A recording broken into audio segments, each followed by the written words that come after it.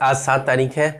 7 तारीख के न्यूज़पेपर का बिहार का करंट लेकर के आया हूं, जिसमें हिंदुस्तान, दैनिक जागरण और दैनिक भास्कर ये तीनों का कलेक्शन यहां पर है, जो कि बीपीएससी के अलावा बिहार के अन्य किसी भी एग्जाम में ये आपको बहुत ही काम आएगा। और बीपीएससी के पीटी के पॉइंट ऑफ व्यू से भी है, मेंस के पॉइंट ऑफ व्यू से भी है, और मेंस में आपको निबंध का भी इसमें सपोर्ट करेगा। वहां पे मैं इंडिकेट करता रहूंगा, बताऊंगा कि हाँ कि कहाँ पर कैसे जोड़ना है और किस टॉपिक के अंतर्गत आपको जोड़ा जाएगा। मैं हुसैन सर आपका अपने इस YouTube channel revision for success में आपका अभिनंदन करता हूँ, खैर मकदम करता हूँ। चलिए इसको जानने से पहले, जैसे मैं पहले पिछले भी वीडियो में मैं कुछ टर्म्स को लेकर के हमेशा आता हूं, तो हम लोग पहले टर्म्स के बारे में बात करेंगे और फिर उसके बाद हम लोग इन सब पर चर्चा करेंगे। मेरे वीडियो को आप ज़रूर शेयर करें, लाइक करें, कमेंट करें और सब्सक्राइब भी करें। कमेंट इसलिए करें कि प्रेरित हों कि हाँ कि अगर कुछ कमी है तो उसमें और सुधार करें, या जिस चीज और दूसरे किसी टॉपिक पर आप जानना चाहते हैं तो मैं उस टॉपिक पर भी आपके कथन अनुसार मैं लेकर। अब हम लोग आते हैं, इसको बताने से पहले, इस पॉइंट्स को बताने से पहले मैं टर्म्स के बारे में पहले चर्चा करूंगा।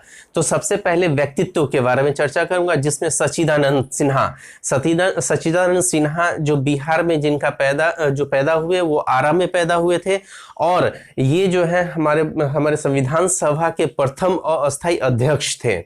तो इसको ये एग्जाम में पूछा जा चुका है, चाहे यूपीएससी में चाहे बीपीएससी में भी पूछा जा चुका है, और अदर एग्जाम्स में भी पूछे जाते हैं। इनका दूसरा और ये है कि ये आधुनिक बिहार के निर्माता भी कहलाते हैं ये। और साथ ही साथ ये 20 वर्ष की अवस्था में, जब वो 20 वर्ष के थे तभी इन्होंने जो है ये आंदोलन छेड़ा था बिहार को अलग राज्य बनाने के लिए, अलग प्रांत बनाने के लिए। तो आपको इस पॉइंट ऑफ व्यू से भी इनको याद रखना जरूरी है। अब आते हैं दूसरे जो व्यक्तित्व हैं, वो है राम सुंदर दास। राम सुंदर दास पूर्व मुख्यमंत्री थे, जिनका 8वीं पुण्यतिथि मनाया गया था। जो कि आपको ये सब चीजें जो है ये ऐसा लगेगा कि हाँ कि ये गौण चेहरा है, लेकिन इन लोगों को अचानक क्वेश्चंस ऐसे ही पेपर में आपको पेपर से निकाल कर पूछे जा सकते हैं। ये पूर्व मुख्यमंत्री हैं जिनकी 8वीं पुण्यतिथि थी, और ये आपको 1989 से 80 के बीच में आपको ये मुख्यमंत्री थे, और फिर उसके बाद इन्हीं के जस्ट बाद ही राष्ट्रपति शासन लागू हुआ था। तो इनको भी आप याद रखेंगे। तीसरा जो व्यक्ति है, जैसे आपको अभी ये पंचायती राज मंत्री जो है आपको मुरारी गौतम है, इनको भी याद रखिएगा। और अभी बजट सत्र चल रहा है, बजट सत्र की वजह से ही बहुत लोगों का नाम आ रहा है, जिनसे क्वेश्चन जिससे रिलेवेंट जो मंत्रालय के मंत्री हैं उनके बारे में चर्चा रहता है, क्योंकि उनसे प्रश्न पूछा जाता है। तो एक और है, तो पथ निर्माण मंत्री कौन है? तो तेजस्वी प्रसाद है। पथ निर्माण मंत्री कौन है? तेजस्वी प्रसाद है। वैसे उनको 4 मंत्रालय मिला हुआ है, जिसमें एक स्वास्थ्य मंत्रालय भी है। तो आप इसको इम्पोर्टेंट है कि पथ निर्माण मंत्री भी पूछ सकता है, तो आपको तेजस्वी प्रसाद हो गए। तो ये आपको ये व्यक्ति से संबंधित हो गया। अब आते हैं जो बजट सत्र के दौरान जो है, जैसे पहले बहुत सारे बातों को चर्चा हो चुकी है, जैसे तारांकित प्रश्न हो गया, या आपको ध्यानाकर्षण प्रस्ताव हो गया, अनुपूरक बजट हो गया, इन सब की बातें हम लोगों ने कर चुका है। और अब जो 7 तारीख के पेपर में जो चर्चा था, विनियोग विधेयक पर मुहर लग चुका है, जो कि आपको 6 तारीख को उसका लगा था, जो 7 तारीख को पेपर में आया था। तो अब हम विनियोग विधेयक के बारे में जानेंगे। विनियोग विधेयक के बारे में जानने से पहले हम लोग थोड़ा सा उसको पीछे से जानते हैं कि कैसे इसका ये स्टेप आता है विनियोग विधेयक का। तो हम लोग अनुच्छेद के माध्यम से जानेंगे। जैसे अनुच्छेद 112 के तहत बजट है।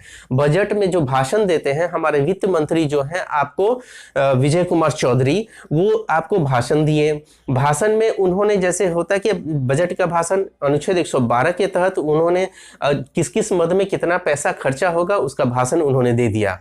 अब अनुच्छेद 113 के तहत जब हम आते हैं तो उसमें अनुदान की मांगे होती है, जिसको प्राक्कलन भी कहते हैं। प्राक्कलन या अनुदान की मांगे, मतलब कि एक अनुदान जो होता है कि उसका बता दिया गया कि हाँ कि आकलन कर दिया गया उसमें, कि जैसे समझिए फॉर एग्जांपल के लिए, जैसे आपको अशोक राजपथ में आप देखेंगे, जो पटना में रह रहे हैं, अशोक राजपथ में डबल डेकर पुल बन रहा है। तो उस पुल जो बन रहा है तो उसके लिए स्पेसिफिक, मतलब कि जो बजट उन्होंने बताया होगा आपको सदन में, तो वहां बताया होगा, मान लेते हैं कि 400 करोड़ का 400 करोड़ का बजट है, तो वो इसी के तहत ही वो अपना बात को रखे हैं। अनुदान मांग हो या प्राक्कलन जिसको कहते हैं, एक अनुच्छेद 113 के तहत जब वहां पर रख दिए कि हाँ कि भाई 400 करोड़ लगेगा, तो अब उसी बात को आपको विनियोग विधेयक जो कि आपको आता है अनुच्छेद 114 के तहत, तो अनुच्छेद 114 में विनियोग विधेयक की बातें की गई हैं। तो उसी विनियोग विधेयक जो कि पेपर में बिहार विनियोग विधेयक लिखा हुआ है, तो आपको जो 14 में जो दिया गया, जो अनुच्छेद 114 में जो दिया गया है, तो विनियोग विधेयक में अब जो 400 करोड़ का जो उन्होंने बोला था, 400 करोड़ लगेगा हमारा ये पुल जो है अशोक राजपथ में, उसके लिए, तो फॉर एग्जांपल मैं बात कर रहा हूं, तो उसके लिए 400 करोड़ लगेगा। तो वो वहां पर विनियोग विधेयक में जो सदन में वो बातें रख दिए, रखने के बाद वहां पे पूरे सदन की सहमति बनती है, और सदन की सहमति बन जाने के बाद उस पर मुहर लग जाता है कि हाँ कि इसके लिए जो चीज मद के लिए मांगा गया उसके लिए पैसा आवंटित किया जाता है। अब इसके अंतर्गत विनियोग विधेयक के अंतर्गत ये भी कहा जाता है कि जैसे आपको जितना पैसा का मांग किया गया है उस पैसे से ना 1 रुपया ज्यादा मिलेगा और न कम मिलेगा, और ये इसीलिए इसको बोलते हैं कि सदन का जो है ना, ये जो विनियोग विधेयक का रक्षक जो बोलते हैं या संपत्ति का रक्षक बोलते हैं, ये विनियोग विधेयक को ही, जो विनियोग विधेयक जो आता है इसी की वजह से इसमें जो है इसको रक्षक भी बोलते हैं, और इनके ही वजह से सदन में सबकी सहमति होगी तो पास होगा। तो मुहर लग गया है 6 तारीख को आपको विनियोग विधेयक में। अब जो अनुपूरक बजट के बारे में हम पहले भी चर्चा अपने वीडियो में किए हैं, तो उसके तहत हम ये बताना चाहेंगे कि अनुच्छेद 115 में अनुपूरक बजट है।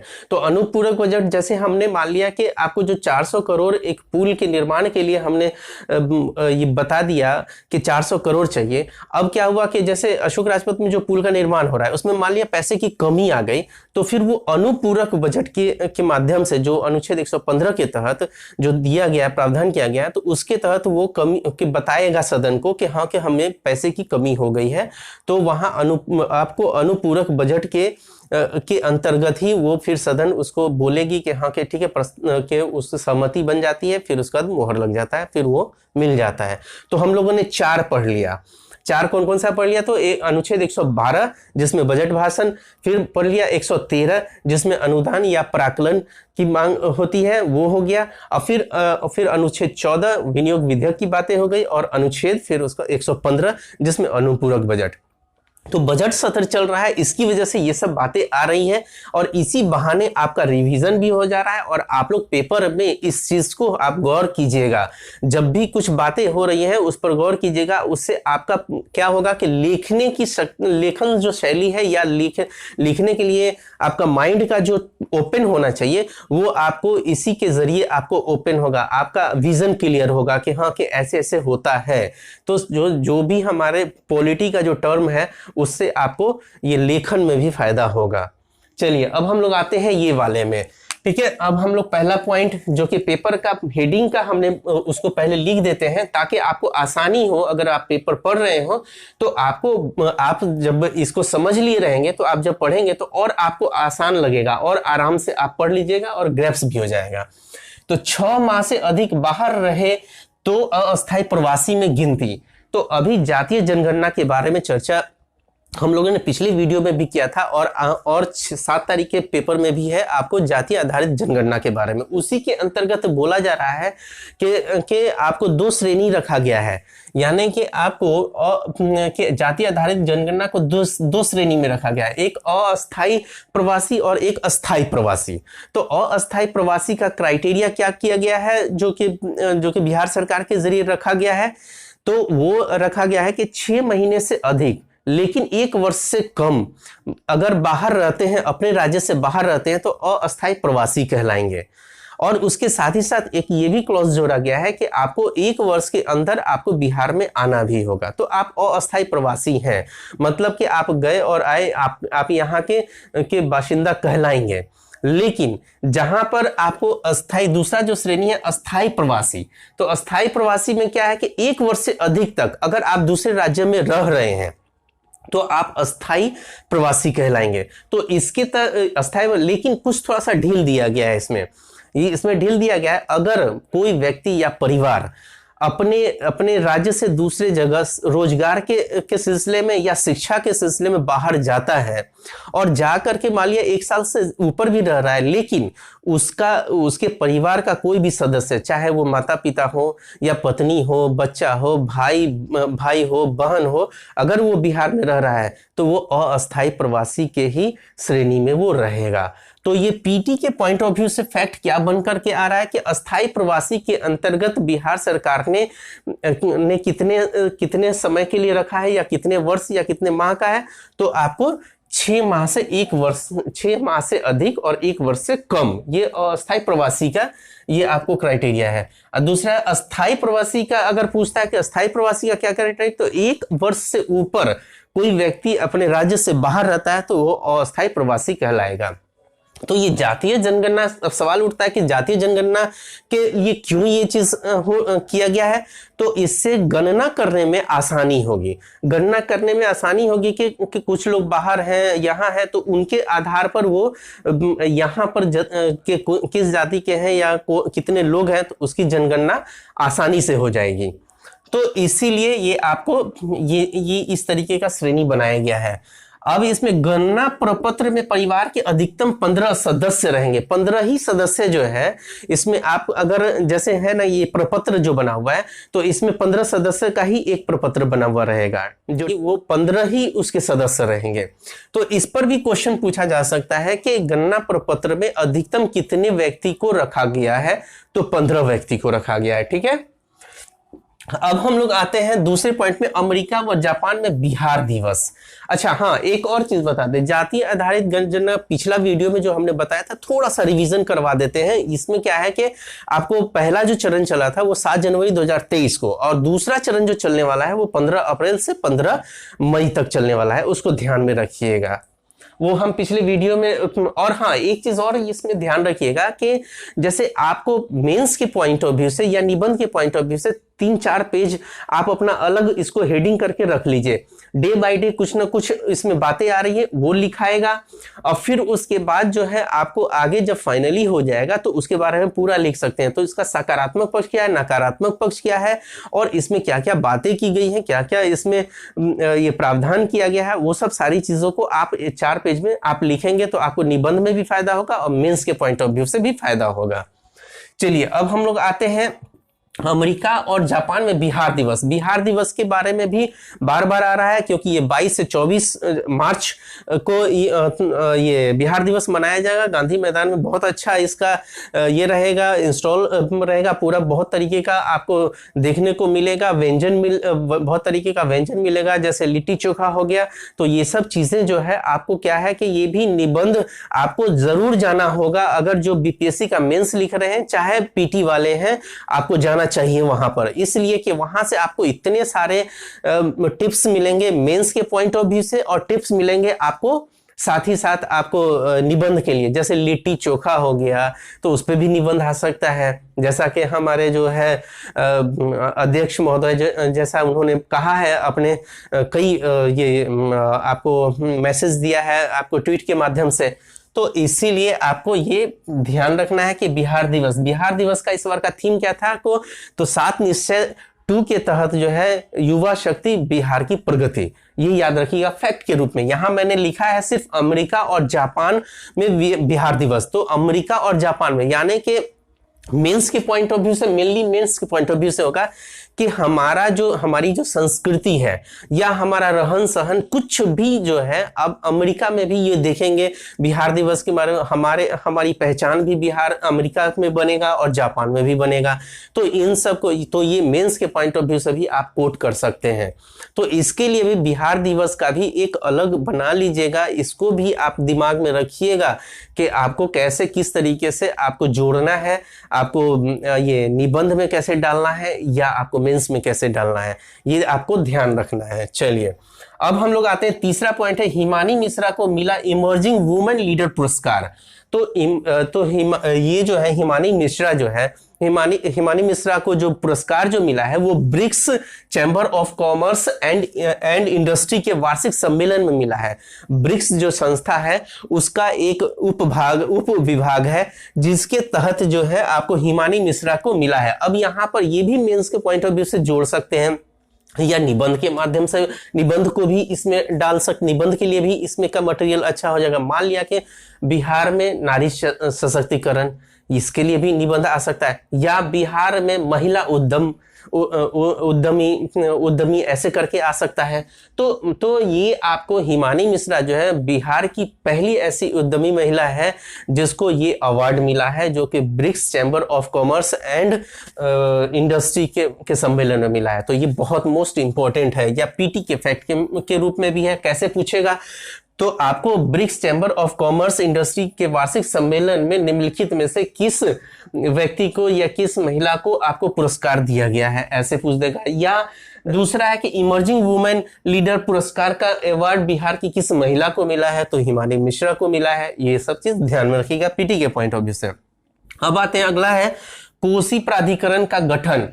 कोसी प्राधिकरण का जो गठन जो करने की बात ये हाई कोर्ट ने कहा है। हाई कोर्ट ने निर्देश दिया है, जिसके जवाब में हमारे जो जल संसाधन मंत्री संजय कुमार झा हैं, तो उन्होंने जल संसाधन मंत्री कौन है, तो संजय कुमार झा, इनको जो है ये सवाल किया गया था, तो उसी के जवाब में बजट सत्र में तो इन्होंने ये जवाब दिया था और वहां पे भी बातें की गई थी। और फिर उसके बाद हाई कोर्ट ने भी आदेश दिया कि आप लोग केंद्र और राज्य मिलके, आप लोग दोनों आदमी मिल करके और ये मसला को जो है सॉल्व कीजिए। क्यों सॉल्व कीजिए, तो अभी आने वाला है, बारिश आने वाला है, और कुछ याचिका जो दायर किया गया था कि बारिश आने वाला है, मानव संसाधन की हानि हो जाती है, कितने प्रकार की संसाधन की हानि हो जाती है बाढ़ से, और कई जो इलाका है जैसे कोसी बेल्ट जो है या कोसी प्रमंडल, इसी से हम एक और फैक्ट निकल के आता है, कोसी प्रमंडल, जो कि 9 प्रमंडल में कोसी प्रमंडल भी है, जिसके अंतर्गत आपको सहरसा, सुपौल और मधेपुरा आता है। इसको भी ध्यान में रखिएगा। कोसी प्रमंडल से भी क्वेश्चंस पूछे जाते हैं। तो पीटी के पॉइंट ऑफ व्यू से हो गया कि क्या हो गया, तो कोसी प्रमंडल में कौन कौन सा जिला आता है, तो आप सीधा कहेंगे सहरसा, सुपौल और मधेपुरा, SSM। तो ये हो गया आपको उस पॉइंट ऑफ व्यू से, पीटी के पॉइंट ऑफ व्यू से। और इसके अंतर्गत क्या है कि 1966 में आपको संशोधित समझौता हुआ था भारत और नेपाल के बीच में। तो भारत और नेपाल के बीच में समझौता हुआ था, जिसके तहत जो है बोला गया था कि एक डैम बनेगा, डैम जो कि आपको पानी को रोक करके और फिर उसका जितना जरूरत होगा उसके हिसाब से आपको भारत में वो उसको भेजा जाएगा। लेकिन इस पर सही तरीके से ये 1950 में इसकी अवधारणा विकसित की गई, लेकिन 1960 में उसका संशोधित समझौता हुआ, जो कि तो भी जो है जो भी सरकारें आई सब निष्क्रिय रही। तो उसी के लिए अब इसके लिए ये हाई कोर्ट को इसमें हस्तक्षेप करना पड़ा और वो इसके लिए आदेश दिया है। उसी बात पर जो है आपको हमारे जल संसाधन मंत्री संजय कुमार झा ने सदन में बात को रखते हुए उन्होंने ये भी कहा है कि केंद्र के जो जल शक्ति मंत्री हैं गजेंद्र सिंह शेखावत, तो उनके जरिए उनसे बातें हुई है और ये लोग कि इससे इसका कोई हल निकाला जाए, ताकि जो इस बार जो बारिश आएगी तो उसमें हम लोगों को ये ना हो, मतलब कि हानि ना हो। और कोसी नदी को ही जो कोसी विकास प्राधिकरण के तहत कोसी नदी को और जान लीजिए कि कोसी नदी का जो उद्गम स्थान है वो नेपाल के हिमालय में है, वहीं से बह करके आती है। दूसरा, कोसी को ही आपको बिहार का शोक नदी भी कहते हैं, और ये कोसी नदी को ही आपको कौशिकीय, प्राचीन नाम इसका कौशिकीय है, तो इसको भी याद रखिएगा पीटी फैक्ट के रूप में। अब आ जाते हैं हम लोग प्रदूषण की चिंता। ये जागरण में एडिटोरियल में, छोटा सा एडिटोरियल जागरण पेपर का एक खासियत क्या है कि बिहार के रिगार्डिंग एडिटोरियल में देता है आपको। उस एडिटोरियल से आप क्या कर सकते हैं, तो आप अपने एक लेखन शैली को भी सुधार सकते हैं, या साथ ही साथ आप इसमें आप निबंध के लिए भी आप उसमें काम कर सकते हैं। जैसे प्रदूषण का चिंता का आया, तो प्रदूषण की चिंता से एक लिखा हुआ है एडिटोरियल, जो छोटा सा एडिटोरियल लिखा हुआ है, छोटे से आप स्टार्ट कर सकते हैं लिखने की कला। कैसे कैसे ये करेंगे? तो आप जैसे पढ़ लिए, एक बार पढ़ लिए, 2 बार पढ़ लिए, अब उसको अपने लैंग्वेज में आप उसको लिख रहे हैं, फिर उसके बाद मिलाइए कि हाँ कि मैंने कितनी बातों को उसमें की कितनी बातों को रखा।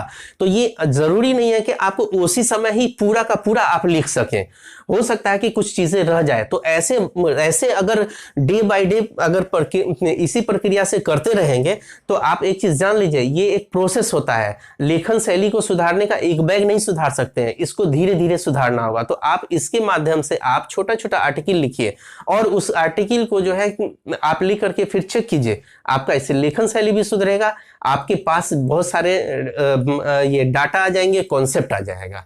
ओके, फिर उसके बाद इसमें अब आते हैं कि इसमें प्रदूषण की चिंता जो है ये एक्चुअल में क्या है कि एयर क्वालिटी इंडेक्स, जो जिसको AQI बोलते हैं, एयर क्वालिटी इंडेक्स, आप देखे होंगे अभी पिछले कई समय से देख रहे होंगे कि हो क्या रहा है कि आपको जैसे पटना में हो गया, चाहे मुजफ्फरपुर में हो गया, भागलपुर में हो गया, पूर्णिया में हो गया, गया में हो गया, यहां पर 400 मतलब एयर क्वालिटी इंडेक्स जो है 400 से भी ऊपर है, यानी कि इतना खतरनाक है। जबकि बिहार में आपको 2017 के बिहार सरकार के हिसाब से 2017 में एक टारगेट रखा था कि 15% तक हमारा ये वृक्षावरण हो जाए, तो वो कंप्लीट भी हो चुका है। और हमारे यहाँ इंडस्ट्री भी कम है, लेकिन फिर भी प्रदूषण इतना अधिक है।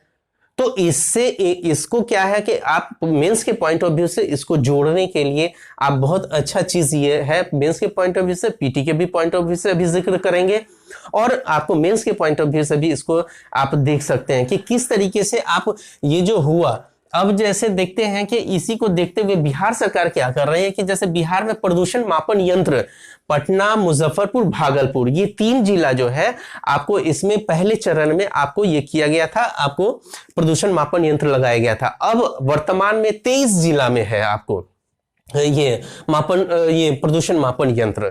तो ये याद रखिएगा, वर्तमान में 23 जगह। तो ये आपको कोट करने के लिए, मेंस में कोट करने के लिए, या आपको पर्यावरण से संबंधित अगर आपको आ जाता है निबंध में, तो वहां ये आंकड़ा को भी कोट अगर करेंगे तो आपका आंसर और मजबूत हो जाएगा, उसको सपोर्ट मिल जाएगा।